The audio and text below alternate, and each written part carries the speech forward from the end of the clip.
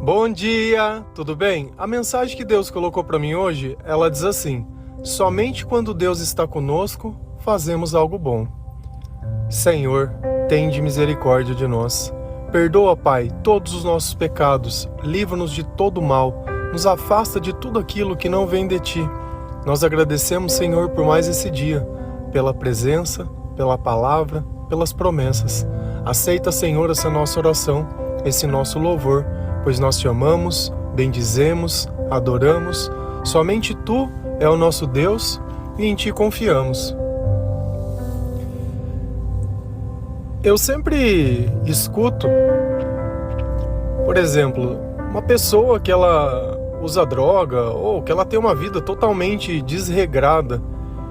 E no fundo, sempre a gente tenta encontrar a bondade. Olha, o fulano ele é assim, mas ele é uma pessoa muito boa. E aí eu fico sempre confuso. Nós fazemos tudo da forma certa, da forma que Deus ensina, e nem nós temos coragem de aceitar esse termo de bom. Porque bom mesmo é somente Deus. A partir do instante que eu preciso justificar alguma coisa, ela já está errada.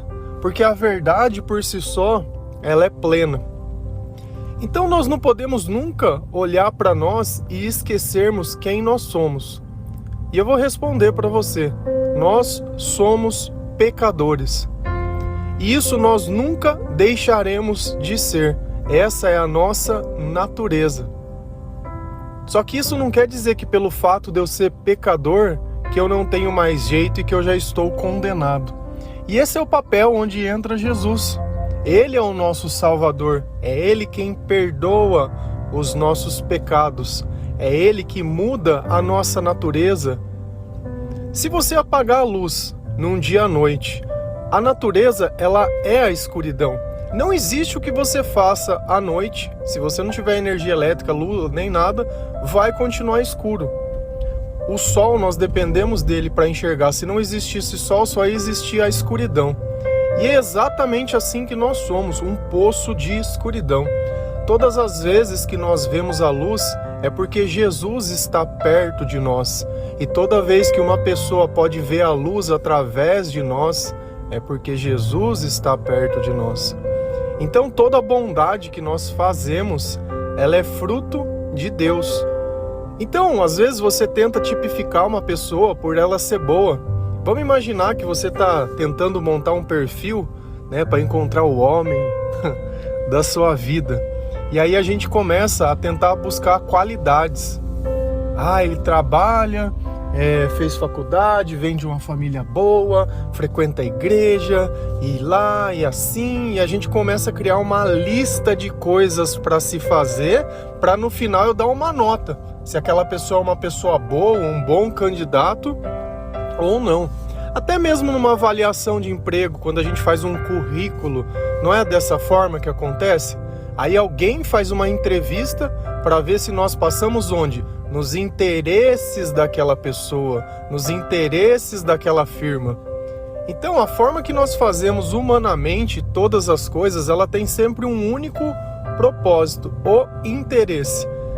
E quando nós vamos conhecer alguém novo, que você está interessado, que você se mostra até mais educado, se mostra uma pessoa refinada, tenta comer pouco e faz pouco e não fala. Então a gente tenta passar esse aspecto de bom. Por quê? Porque isso não está em nós. Se você modifica o seu comportamento para impressionar alguém, é sinal que aquela parte não participa do seu comportamento. Quem é, é. E nós temos que entender que essa ideia de receber o título de bom, nem mesmo nosso Senhor Jesus aceitou ser chamado de bom. Você imagina isso? Alguém chegar em Jesus e falar: bom mestre. Ele falou: por que você está me chamando de bom? Isso está na Bíblia. E isso foi uma passagem que ela sempre me chamou a atenção. Porque eu encontrei, e eu também tinha, muitas vezes na minha percepção de descrente, de quando eu não acreditava, que eu era uma pessoa boa. Sabe por quê? Porque eu tinha tanta gente pior que eu, que quando eu me comparava a eles, eu era o melhor dos piores. Você entende?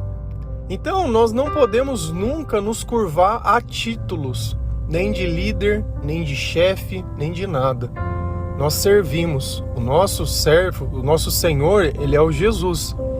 É a Ele que nós devemos conta, é a Ele que nós pedimos socorro, tudo que nós fazemos é por Ele e é para Ele. E isso tem que ficar muito bem claro dentro da nossa cabeça.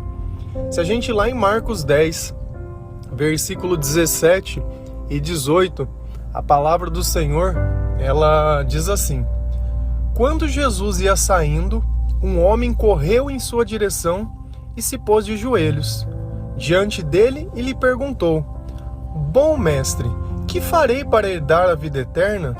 Respondeu-lhe Jesus: por que você me chama de bom? Ninguém é bom, a não ser um, que é Deus. Ponto. Jesus, ele deixou muito bem claro: ninguém é bom, ninguém. Mas ninguém. Se você vê bondade em alguém, é porque essa pessoa está com Deus, porque só existe um bom. E olha que de novo, nós vamos na origem das palavras. Bondade. É o ato de servir bom para as pessoas, é algo de fazer o bem. Então, através da bondade, mas aí tem um ponto: bondade sem interesse. Porque eu posso muito bem pegar um comportamento bom e colocar ele numa intenção ruim. Você já viu pessoas interesseiras? A pessoa é um doce. Nossa senhora, teteia. Só que ela está servindo aquilo por bondade? Não, ela está fazendo por interesse. Apenas Deus, apenas o Senhor, apenas o amor que vem de Deus, ele é um amor que nasce sem interesse, sem visar benefício próprio, sem visar nada. O amor de Deus, ele sempre visa o bem comum. Então, quando Deus propõe algo, ele propõe onde todos possam vencer. Enquanto as nossas competições para que um vença, todos têm que perder, Deus não. A bondade de Deus, ele abrange todas as pessoas. Então nunca vai faltar nada para ninguém, muito pelo contrário, vai sobrar. Quando a gente vê aquele milagre dos pães, ninguém disse para Jesus que estava com fome. Ele percebeu, ele falou: esse povo ele está há tanto tempo com a gente aqui que eles devem estar com fome. E aí os discípulos: mas não temos nada para dar para eles. O que nós temos? Temos 5 pães, 7 pães e 2 peixes. Quantidade pouco importa. Jesus, quando ele multiplicou, ele fez tanto que sobrou cestos e cestos de coisas. Então Deus, quando ele supre a nossa necessidade, é sempre além. Sempre nós temos o suficiente para se sentir satisfeitos. E esse é o ponto crucial das coisas. Nós não temos que pensar no acúmulo, mas nós temos que entender se a nossa necessidade ela vem sendo suprida. E através dessa necessidade básica, nós estamos trazendo gratidão à nossa alma.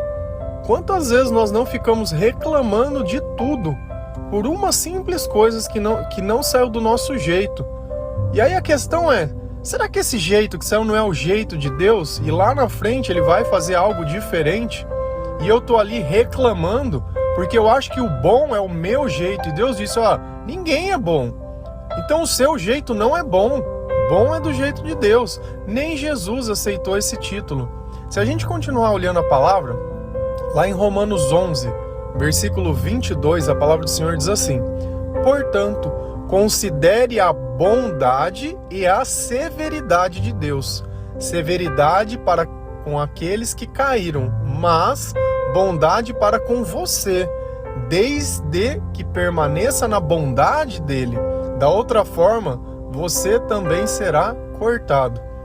Olha a justiça de Deus. Aqueles que creem que Deus é amor e só amor, esquecem que Deus tem a natureza do justo. E ele pede para que nós sejamos justos. E Deus diz: eu nunca vi um justo mendigar um pão.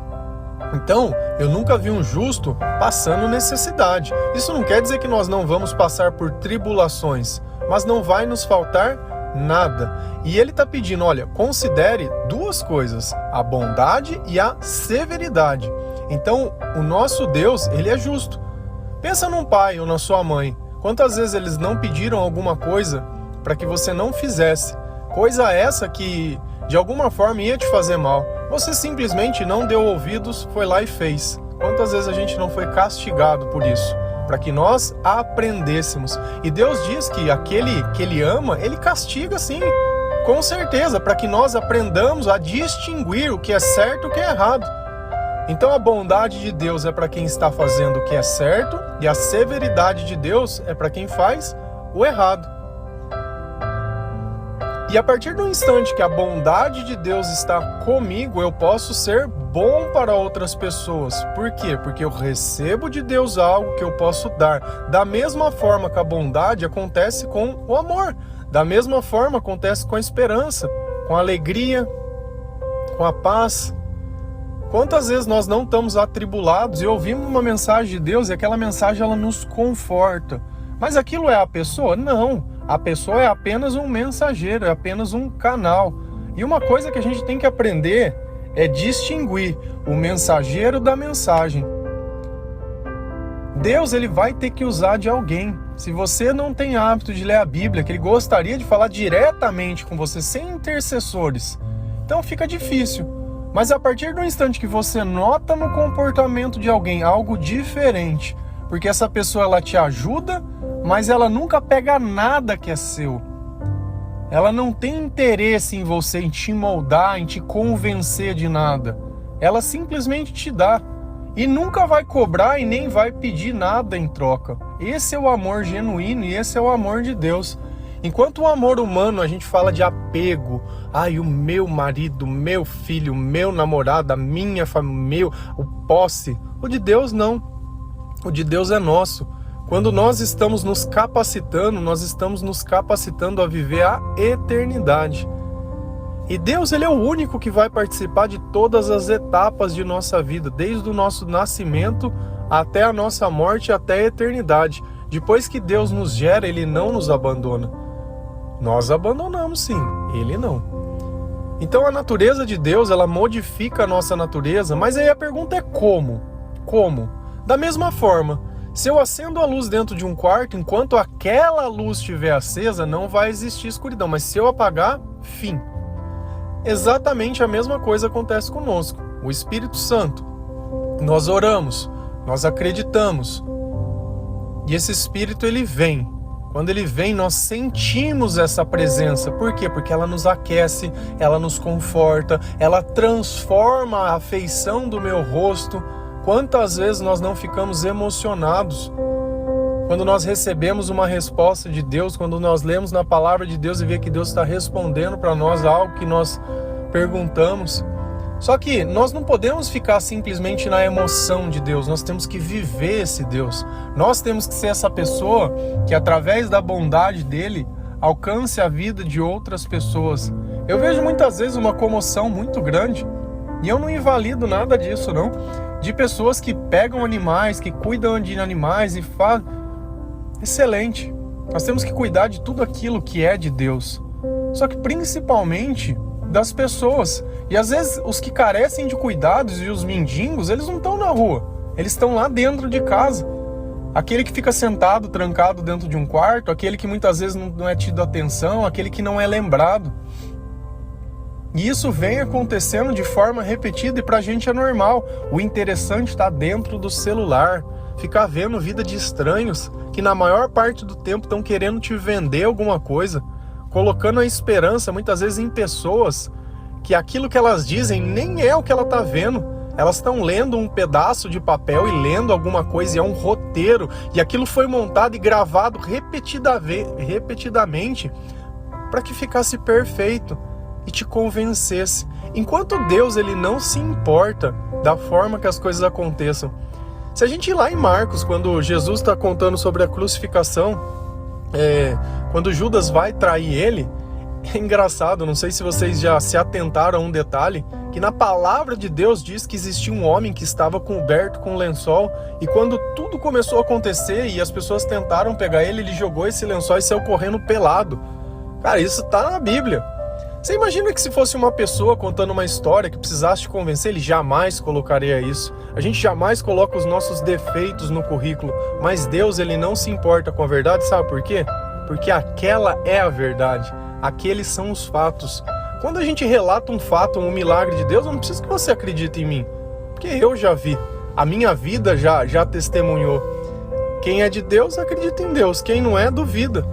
E essa humanização das palavras, né? Essa mania de querer adaptar e colocar e criar uma narrativa e criar todo um contexto, ela é muito prejudicial. Eu pego a palavra de Deus e leio ela exatamente do jeito que ela é. Às vezes eu não tenho sabedoria para interpretar tudo. E às vezes tem coisas que eu desejaria fazer que ainda eu não consigo. E eu oro para Deus para que Ele mude, para que eu possa realmente, fielmente, cumprir integralmente tudo aquilo que Ele ensina. Só que ainda assim, Deus Ele nos usa. Deus Ele nos ama. Deus Ele nos capacita. Deus Ele quer participar da nossa vida. Ele sabe das nossas dificuldades. Com certeza que Ele sabe. Ele sabe de tudo aquilo que nós precisamos. Só que existe um ponto. Eu não sei se você sabe que você precisa de Deus. Eu não sei se você sabe que você muitas vezes tem colocado a sua esperança nas coisas erradas. Se algo que nós podemos esperar que não vai nos decepcionar são as promessas de Deus. E Deus Ele fez diversas promessas para nós. Quem escuta todos os dias esse áudio, ele sempre recebe algo de Deus. E Deus sempre fala de futuro. Deus Ele conta antes o que vai acontecer depois, para que ninguém venha e roube a glória dele. Enquanto algum continuar acreditando na coisa errada, enquanto alguns continuarem tentando roubar a glória de Deus e humanizar isso, não adianta, não adianta. O nome que nós vamos louvar é o do Senhor, é o do Senhor. Eu não sei se você sabe disso, não sei o que você tem passado, não sei o que você tem sentido, eu não sei quem você está esperando se pronunciar, falar, te dar um direcionamento, acabar com o seu sofrimento, mas uma coisa eu sei, bom mesmo é somente Deus. Então se alguém pode fazer algo bom para nós, essa pessoa precisa estar com Deus. Pensa nisso. Pessoas sem Deus não fazem nada bom. Por quê? Porque elas só visam os seus próprios interesses. Elas não se importam de manipular, de mentir, de enganar, de passar uma aparência de bondade. Mas no fundo, não se sustenta. Quantas vezes você não se decepcionou com alguém quando você descobriu a verdade? E quantas vezes também você não se sentiu mal quando você descobriu a verdade porque você julgou uma pessoa sem motivo? E eu vou fazer um convite para você. Nós estamos vivendo um momento de muita incerteza. Um momento onde, pelas vias que normalmente poderiam se confiar a esperança em pessoas, elas não existem mais. E a gente está naquele momento onde nas nossas costas existe um mar, na nossa frente existe um exército com o faraó. E nós somos aquele povo que vive uma promessa de Deus, de uma terra prometida. E aí vem a pergunta, até Moisés, nesse momento, ele orou, pedindo para que Deus desse discernimento e sabedoria, e eu acho que é justamente isso que nós precisamos fazer, orar. Orar pelo nosso país, pedir para que Deus tenha misericórdia de nós, mostrar que a nossa confiança está no Senhor, que nós confiamos nos planos que Deus tem, porque nós sabemos que os dele são maiores e são muito melhores que o nosso. Nos arrepender de ter acreditado em pessoas, porque o nosso papel aqui não é esse. O nosso papel é pedir para Deus, e se Ele tiver que convencer alguém, Ele vai. Se Ele tiver que fazer algo, Ele vai fazer. Ele. Para de procurar intercessores. Nós precisamos olhar algo e entender que aquele milagre, ele veio de Deus. Então, nesse instante, eu gostaria que, por um breve momento, peça para o Senhor, fala, Deus, por favor, salve a minha nação. Esse é o país que eu vivo, esse é o lugar que eu moro, aqui estão as pessoas que eu amo, eu cresci aqui. As pessoas que eu conheço vivem nesse lugar, esse é o meu bairro. Conheço pessoas que trabalham, conheço pessoas que têm sonho. E nós queremos simplesmente poder te adorar, poder te louvar e continuar vivendo aquilo que o Senhor já nos deu. Essa é a terra que você prometeu. E é aqui que nós viveremos e é aqui que nós estaremos. Então que Deus, ele realmente faça um milagre, que através desse espírito de bondade, ele influencia as pessoas a fazer o certo, e através da severidade, ele castigue aqueles que não querem. Porque no mesmo reino que é amor, é justiça. Tenha misericórdia de nós, ó Senhor, tenha piedade de nós. Obrigado, Pai, pela sua presença, por ouvir a nossa oração. Aceita esse nosso clamor. Derrama o seu Espírito Santo. Caia todo o mal e tudo aquilo que não vem de Ti. Liberta, Pai, a nossa nação. Tira essas amarras. Nós só queremos a oportunidade de Te adorar, de Te amar e de poder continuar na Tua presença sem que isso seja algo errado ou ruim. Que o sangue de Jesus e o poder de Deus possa nos libertar. Amém? Feliz a nação cujo Deus é o Senhor. Um bom dia, que Deus abençoe cada um de vocês. Fiquem com Deus.